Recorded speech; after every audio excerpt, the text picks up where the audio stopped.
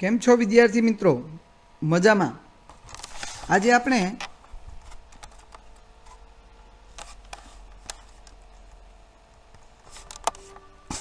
આપણે ગુજરાતીમાં એકમ 3 માં રવાનુકારી અંગ સાધક પ્રત્યય વિશે ભણ્યા છીએ. આજે એમાંનો ત્રીજો પાઠ એટલે કે સંધિ વિશે આપણે થોડી માહિતી મેળવીશું. તો વિદ્યાર્થી મિત્રો શરૂ કરીએ સંધિ. તો સૌપ્રથમ આપણને પ્રશ્ન થાય કે સંધિ એટલે શું? સંધિનો એક સામાન્ય અર્થ જોઈએ તો સંધિ એટલે જોડાવું. કોઈ પણ વસ્તુનું એકબીજા સાથે જોડાવાને સંધિ તરીકે ઓળખવામાં આવે છે. તો એ સંધિનો પરિચય મેળવીએ પહેલાં એની વ્યાખ્યા જોઈએ તો કહેવાય છે કે બે કે બેથી વધારે શબ્દો જ્યારે જોડાય ત્યારે તેના સ્વર કે વ્યંજનમાં ફેરફાર થાય તો તેને સંધિ કહે છે. બે કે બેથી વધારે શબ્દો જ્યારે જોડાય અને તેના સ્વર કે વ્યંજનમાં ફેરફાર થાય એટલે કે સ્વરથી સ્વર જોડાય, સ્વરથી વ્યંજન જોડાય કે વ્યંજનથી વ્યંજન જોડાય ત્યારે એમાં કંઈક ફેરફાર થતો જોવા મળે અને એને જ સંધિ કહીએ છીએ. સંધિ મુખ્યત્વે બે પ્રકારની છે, સ્વર સંધિ અને વ્યંજન સંધિ. સ્વરથી સ્વર જોડાય ત્યારે એને સ્વર સંધિ કહીએ. વ્યંજનથી સ્વર જોડાય અથવા વ્યંજનથી વ્યંજન જોડાય તો એને આપણે વ્યંજન સંધિ તરીકે ઓળખીએ છીએ. કેટલાક ઉદાહરણો દ્વારા આપણે આ સંધિને સમજીશું. વાક અવ્યય, વાક વત્તા અવયવ એમ બે શબ્દોની સંધિ થતાં વાગવયવ એવો શબ્દ બને છે. એવી જ રીતે સૂર્ય વત્તા ઉદય એમ બે શબ્દોની સંધિ થતાં સૂર્યોદય એવો શબ્દ આપણે પ્રયોગમાં લેતા સાંભળ્યા છે. સત્ય વત્તા આગ્રહ એ બે શબ્દોની સંધિ થતાં સત્યાગ્રહ એવો શબ્દ બને છે. મહા વત્તા ઇન્દ્ર એમ બે શબ્દોની સંધિ થતાં મહેન્દ્ર શબ્દ બને છે. તો આ તમે જુઓ છો કે વાગ અવયવ, સૂર્યોદય, સત્યાગ્રહ, મહા ઇન્દ્ર આ દરેકે દરેકમાં ક્યાંક વ્યંજનમાં ફેરફાર થતો જોવા મળે છે તો ક્યાંક સ્વરમાં ફેરફાર થતો જોવા મળે છે. જેમ કે ઉદાહરણમાં વાક અવ્યયમાં જ્યારે એની સંધિ થાય છે ત્યારે કનો ગ થઈ અને અલ્પપ્રાણમાંથી મહાપ્રાણ બની અને વાગ અવયવ એવો શબ્દ બનતો જોવા મળે છે. સૂર્યોદયમાં પણ જોઈએ તો સૂર્ય વત્તા ઉદય થાય, સૂર્યનો અકાર પાછળ છે, ઉદયમાં આગળ ઉકાર છે, એ અકાર ઉકાર મળી અને ઓકાર થઈ સૂર્યોદય એવો શબ્દ બને છે. સત્યાગ્રહમાં પણ સત્યની યની પાછળ રહેલો અ અને આગ્રહની પૂર્વમાં રહેલો આ, એ અ અને આ બંને જોડાય અને આની રચના થતાં સત્યાગ્રહ એવો શબ્દ નીપજે છે. મહા ઇન્દ્રમાં મહાની પાછળ રહેલું, મહાની પરમાં રહેલું ઉત્તર જે સ્વર છે હની પાછળ આ અને ઇન્દ્રની આગળ પૂર્વમાં રહેલો જે સ્વર છે ઈ, આ અને ઈ ભેગા થઈ એ બનાવે છે અને જ્યારે એ સંધિ થાય છે ત્યારે મહેન્દ્ર શબ્દ નીપજે છે. તો આ પ્રકારના શબ્દોથી શબ્દ જોડાય અને એમાં જે કંઈ ફેરફાર કરતા હોય છે તેને આપણે સંધિ તરીકે ઓળખતા હોઈએ છીએ. તો એ આપણે આ સંધિના માત્ર વ્યાખ્યા અને ઉદાહરણો જોયા. હવે આપણે સંધિના પ્રકાર વિશે જોઈએ. તેમાં સૌ પ્રથમ સ્વર સંધિ આવે છે. તો સ્વર સંધિની થોડીક માહિતી આપણે ઊંડાણપૂર્વક અહીં જોઈશું. સ્વર સંધિમાં સમાન સ્વર એટલે કે અકાર અકાર કે આકાર કે અકાર એ સમાન સ્વર થાય. એ સમાન સ્વરને જ્યારે જોડવાના હોય ત્યારે એની સંધિ કઈ રીતે બને, એને સ્વર સંધિ, સમાન સ્વરની સ્વર સંધિ કહીએ છીએ. એટલા જ માટે એને સંસ્કૃતમાં સવર્ણ દીર્ઘ સંધિ પણ કહેવાય છે. કારણ કે સવર્ણનો અર્થ જ થાય છે સમાન સ્વર, અને સમાન સ્વરની સંધિ થતાં દીર્ઘ બની જાય છે. એ જે સ્વર છે દીર્ઘ બને છે, માટે એને સવર્ણ દીર્ઘ સંધિ સંસ્કૃતમાં પણ કહેવાય છે. તો એનું ઉદાહરણ સાથે આપણે એક કોષ્ટક છે આપણી સામે દર્શાવવામાં આવ્યું છે, એ સમજીએ તો અ અને અ ભેગા થાય ત્યારે સંધિ સ્વર, ત્યારે સંધિ થતાં અ અને અની સંધિ થતાં આ બને છે. ઉદાહરણ જોઈએ. સૂર્ય વત્તા અસ્ત. સૂર્યમાં અંતે રહેલો અ એટલે યની પાછળ રહેલો અ, અને અસ્તની પૂર્વમાં એટલે કે અસ્તની આગળ રહેલો અ, એ બંને જ્યારે ભેગા થાય ત્યારે આ બને, અને આ સાથે સૂર્ય જોડાય તે સૂર્યા બને, અને સ્ત એ લાગે ત્યારે સૂર્યાસ્ત એવો શબ્દ નીપજે છે. એવી રીતે અ વત્તા આ બરાબર પણ સંધિ સ્વર આ જ થાય. જેમ કે વાત વત્તા આવરણ. વાતનો અર્થ થાય છે વાયુ, અને આવરણ એટલે કે ઉપરનું ઢાંકણ. વાયુનું બનેલું ઢાંકણ એને વાતાવરણ કહીએ છીએ. એટલે વાત તની પાછળ રહેલો અ અને આવરણમાં પૂર્વમાં રહેલો આ બંને સ્વર ભેગા થઈ અને આ બનાવે છે. સંધિ સ્વર આ થતા વાતાવરણ એવો એક અલગ શબ્દ નીપજતો દેખાય છે. આ વત્તા અ બરાબર પણ આ જ થાય. ભાષા વત્તા અંતર. ભાષાનો અર્થ થાય છે કમ્યુનિકેશન માટેનું, આપણા એક બેકના કમ્યુનિકેશન કરવા માટેનું જે સાધન છે એને ભાષા કહીએ છીએ. અને અંતરનો અર્થ થાય છે બીજી. અન્ય ભાષાની વાત હોય ત્યારે ભાષાંતર એવો શબ્દનો પ્રયોગ આપણે કરીએ છીએ. આ વત્તા આ બરાબર પણ આ જ થાય છે. જેવી રીતે વિદ્યા વત્તા આલય.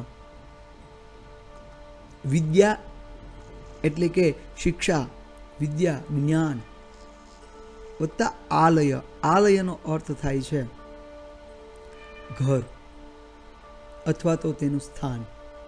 એ વિદ્યા આપવા માટેનું સ્થાન એટલે વિદ્યાલય. તો વિદ્યાનો આ અને આલયની પૂર્વમાં રહેલો આ, એ બંને મળી અને સંધિ સ્વર આ બનાવે છે. અને એટલા જ માટે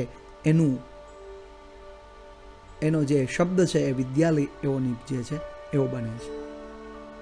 એવી જ રીતે રસ્વ ઈ અને ઈ એ બંને મળી અને દીર્ઘ ઈ બનાવે હરિ વત્તા ઈચ્છા, હરિચ્છા એવો શબ્દ બનાવે છે. રસ્વ ઈ અને દીર્ઘ ઈ બંને મળીને સંધિ સ્વર ઈ દીર્ઘ બનાવે છે. ત્યારે પરી વત્તા ઈક્ષા બંને મળી અને પરીક્ષા શબ્દ ને ઉત્પન્ન કરે છે. ઈ વત્તા રસ્વ ઈ, દીર્ઘ ઈ વત્તા રસ્વ ઈ પણ સંધિ સ્વર ઈ નિપજાવે છે. દેવી વત્તા ઈચ્છા, દેવી ઈચ્છા. બંને દીર્ઘ હોય ઈ વત્તા ઈ તો પણ દીર્ઘ ઈ જે છે. ત્યારે ગૌરી વત્તા ઈશ્વરા, ગૌરીશ્વરા. બંને રસ્વ ઉ હોય તો દીર્ઘ ઉ થાય સંધિ સ્વર. ગુરુ ઉપસદન, ગુરુપસદન. એવી જ રીતે ઉ વત્તા રસ્વ ઉ વત્તા દીર્ઘ ઉ થી સંધિ સ્વર દીર્ઘ ઉ થાય. સિંધુ વત્તા ઉર્મી, સિંધુર્મી. બંને દીર્ઘ હોય તો સંધિ સ્વર દીર્ઘ જ થાય. વધુ વત્તા ઉર્મી, વધુર્મી જેવો આ શબ્દ બને છે. હજુ વધારે આગળ જોઈએ તો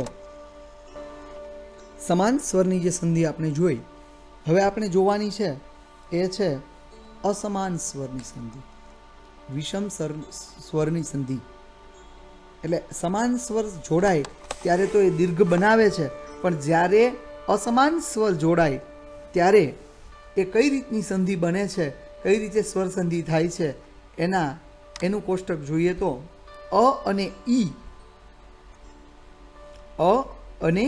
રસ્વ ઈ ભેગા થઈ એ બને તો સ્વ વત્તા ઈચ્છા, સ્વની પાછળ રહેલો અ અને ઈચ્છાની આગળ રહેલો ઈ એ બંને જોડાય એ બનાવે એટલે સ્વેચ્છા એવો શબ્દ નીપજે છે.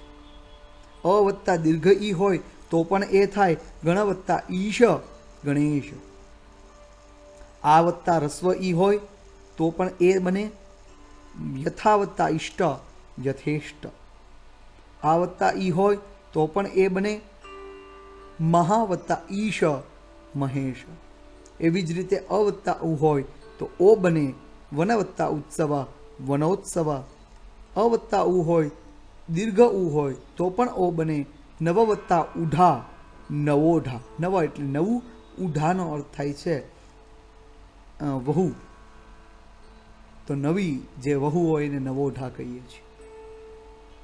આ વત્તા ઉ હોય તો પણ ઓ જ બને મહા વત્તા ઉદધી, મહોદધી જેવો શબ્દ નીપજે છે. આ વત્તા દીર્ઘ ઉ હોય તો પણ ઓ બને ગંગા વત્તા ઉર્મી, ગંગોર્મી જેવો શબ્દ નીપજે છે. એવી જ રીતે રૂ સાથે પણ અ જોડાય અને અર એવું સંધિસ્વર કરે છે. સપ્ત વત્તા ઋષિ, સપ્તર્ષિ એવો શબ્દ બને છે. આ વત્તા ઉ બરાબર પણ અરથ થાય છે. મહાવત્તા ઋષિ, મહર્ષિ જેવો શબ્દ નીપજે છે. તો આ અસમાન સ્વર અને સમાન સ્વરની સંધિ આપણે જોઈ. હવે આપણે આગળ કેટલાક અસમાન સ્વરની સંધિ જ છે પણ એ સંધિ અસમાન સ્વરની સંધિ થતા કેટલાક વ્યંજન નીપજે છે એની વાત અહીં આગળ કરવામાં આવી છે કે ઈ કે ઈ એ પૂર્વમાં હોય એટલે આગળ હોય, અ કે આ પાછળ હોય તો ય એવો સ્વર બને, એવું એ વ્યંજન બને છે. જેમ કે ઈતિમાં ઈ છે, ઈતિ તની પાછળ ઈ છે અને આદિમાં આ દીની આગળ આ છે તો એ ઈ અને આ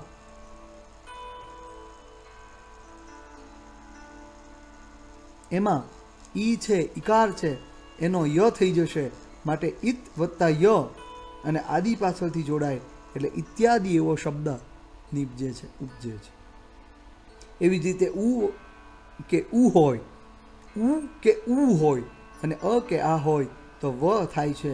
જેમ કે સુ વત્તા આગત તો સુમાં રહેલો ઉ અને એની પાછળ આ આવતો હોય એટલે ઉ છે સુનો, સુ સની પાછળ રહેલો ઉકાર છે એ ઉકારનો વકાર થઈ જાય એટલે સ્વ થાય. સ્વની પાછળ આ લાગે એટલે સ્વા થાય અને ગત શબ્દ લગાડતા સ્વાગત એવો શબ્દ નીપજે છે.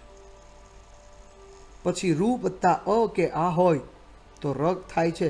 પિતૃ વત્તા આજ્ઞા, પિત્રાજ્ઞા. એવી જ રીતે માતૃ વત્તા આજ્ઞા, માત્રાજ્ઞા પણ શબ્દ બનાવી શકાય છે. અને એ પછી અસમાન સ્વરની કેટલીક બીજી સંધિ જોઈએ તો એ વત્તા અ હોય તો અય એવો સંધિ સ્વર બને છે.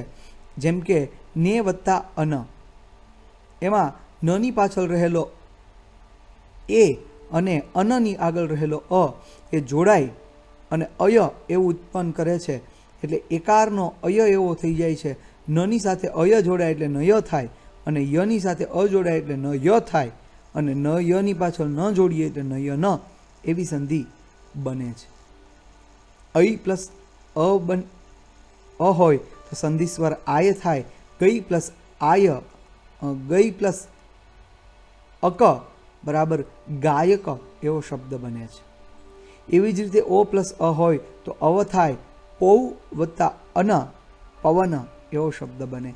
એવી જ રીતે ઔ પ્લસ અ હોય તો આવ એવો શબ્દ બને છે.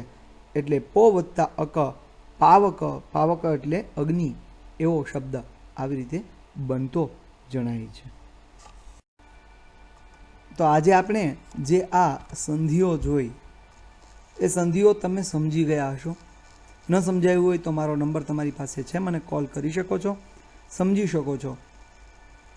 આજે જે આપણે આ જે સંધિની વ્યાખ્યા અને જે કોષ્ટકો ભણ્યા એ કોષ્ટકો સાથે સંધિની વ્યાખ્યા તમારે તમારી વ્યાકરણની બુકમાં ઉતારી લેવાની.